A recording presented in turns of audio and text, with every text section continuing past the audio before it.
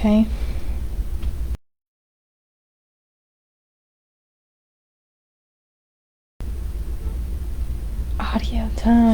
Audio time. This is going to be a short one. I'm not going to keep you guys too long. Get into part 3. Back into part 3. It's so much to talk about with this one too, but not really. Essentially, this is the time before Saul, right? Samuel was growing old, and his sons were being appointed as leaders, but the Israelites were essentially saying, we want a king. Give us a king. They were demanding a king, okay? So that's just where we were, right? And that's how Saul came to be. But perfect, right? Because I did talk about this quite at depth. The quote for this one is coming from, it says the Bible, right? It is the Bible. And it says here, upon the setting of that bright occidental star, Queen Elizabeth of most happy memory. What Bible? Right? Queen Elizabeth, that must be some real new Bible. In a way, yes. This is actually from the authorized version, the KJV Bible, right? King James Version. This is what's called the Epistle Decatari.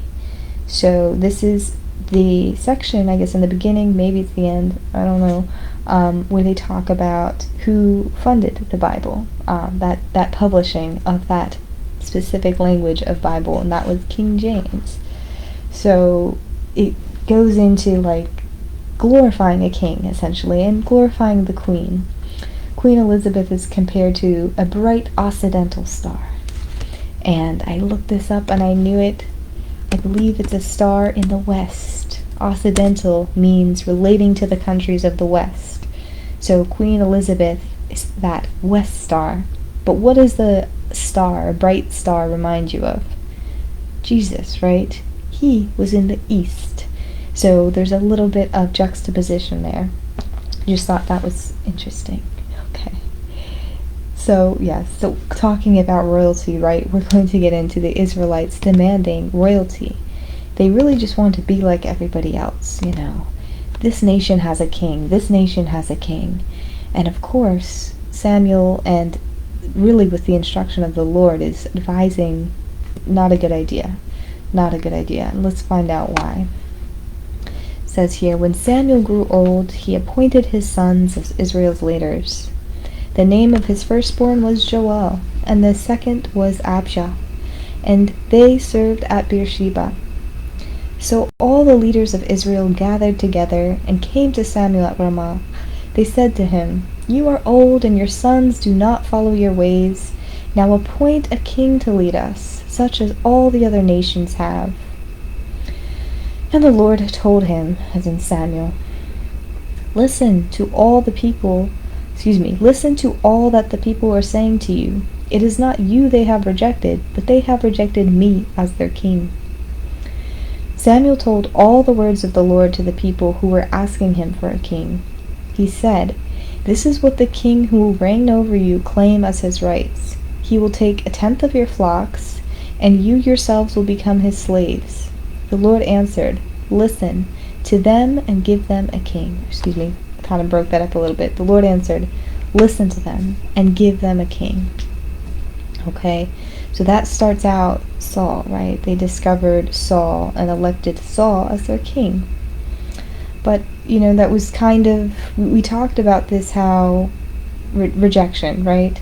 The Lord actually did feel rejection. He felt it.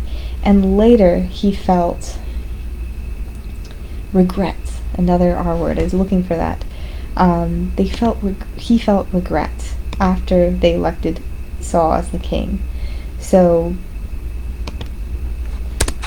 the Lord was just essentially giving the people what they want, because, you know, it's their choice. They're living there on that earth. They should have a choice of what they want to do, free will and all, correct? But, you know, what is the use of having a king when God is your king? Or when God is God, right? We don't even have to label him as king, right? He's God. Like, I can see where the Lord was going. Like, how does that, But again, I think having somebody physical to see and be with in person, that's something special. That's something truly special. And I think that's what the people were craving at this time, okay? But Samuel's, of course, warning to them. He's saying, listen, a king will, take what's yours, and he'll put you into the military and you will become slaves, essentially. And, while we do not have kings, we still have the government. Not to bash the government or anything, but while we don't have what is a traditional monarchy, we still are kind of under this system, right? I'm not saying it's necessarily a bad thing, but this was something that was, looked down on way, way, way back then. And even further back, it's something that caused a lot of conflict. And we did talk about the conflict. Not to say that the Lord himself didn't do what he needed to do when it came to managing, the human race. Right? That's kind of his thing, right? There was conflict with that too, but this is a little bit different because we are humans making the decisions, right? And a lot of time these humans do not consult with the Lord as they should, right? And the ones who do consult with the Lord, the people do not listen to, as we know. Samuel tried to tell them, they're like, oh, we don't want your sons, they're little bad kids. No, give us somebody kingly. So they chose the Benjamite, the one that was, not the one that was, but the tribe that was almost exiled. Interesting. But again, they also kind of rejected Saul at first too. It's like, you really can't win sometimes. You can't win all the time. Going a little crazy over here, you guys. Definitely need to get some sleep. But I saw that and it just bothered me. With the no audio, I don't want to have a gap anywhere, and I don't want to not say what I need to say on certain things. I feel like I have a right, I have a little bit of a right to go ahead and do so. It's just nice. It's nice going over this, you guys. I haven't done this really in a long time. I don't think I've ever studied, I've really never studied the text like I am now. So I really do appreciate, you guys listening and taking a gander and popping your head in once in a while. It really means a lot. I know I can go a little off the rails sometimes, but it's just, I do have a lot of emotion for it. And we're going to look into other things too. I don't want you to think, I have my henna on for Eid coming up, and Eid Mirbach, end of Ramadan, is coming up in a few days now, so I'm kind of preparing.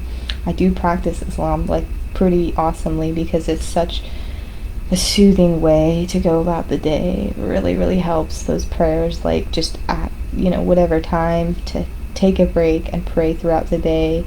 You don't have to make it long, you can make it short. So I am very much practicing, but I would love to continue studying all the faiths, right? All the school of thoughts, even not necessarily religion. I just keeping to a routine. I think it helps mentally, spiritually. The connection, like we keep talking about, the connection is super, super valid and important. So yes, we're going to look into everything. I'm not trying to disgrace one thing or the next, right? We have to take a holistic approach. We have to take a good, long, hard look at everything that's gone on. And again, this is a time for review, right? Introspection. So we're really taking a good, hard look and considering everything. Again, the Lord is very forgiving. So, as I told you this before as well, with the death and destruction and things like that,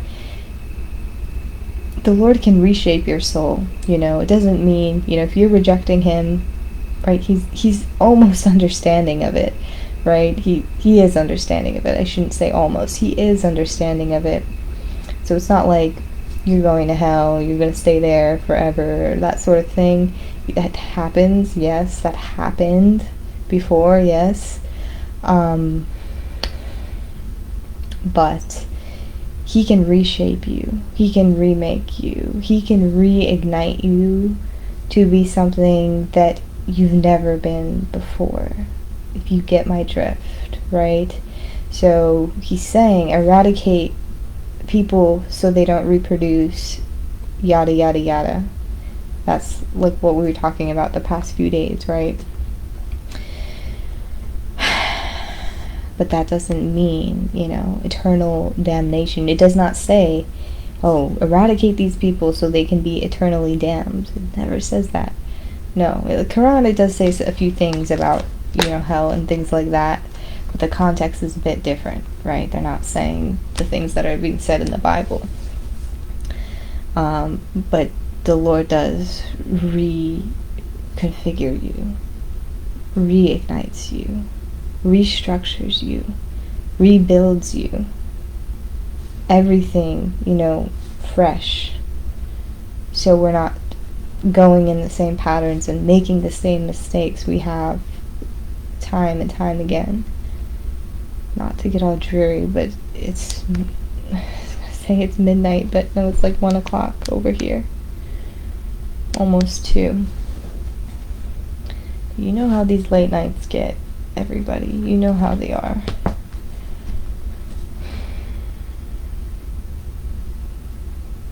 There's been a lot going on. But all good things. All good things. I mean, I honestly had a little bit of a personal attack lately. Some kind of freak of nature thing went on.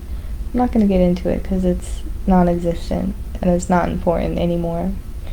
But yes, very much looking forward to speaking with you again soon. Again, I do appreciate y'all taking the time of day just to hear me out. It really does mean the world to me. And again, remaining humble, remaining in that humility, super, super, super, super important. I was going to say pertinent. It is pertinent. Super pertinent, super important. Stay prayerful. Stay connected. Stay loving. You can be cutthroat while being loving. I'm just going to lay that out there. You can be harsh, but still be loving. That is a true thing, okay? Have a good one. Peace out.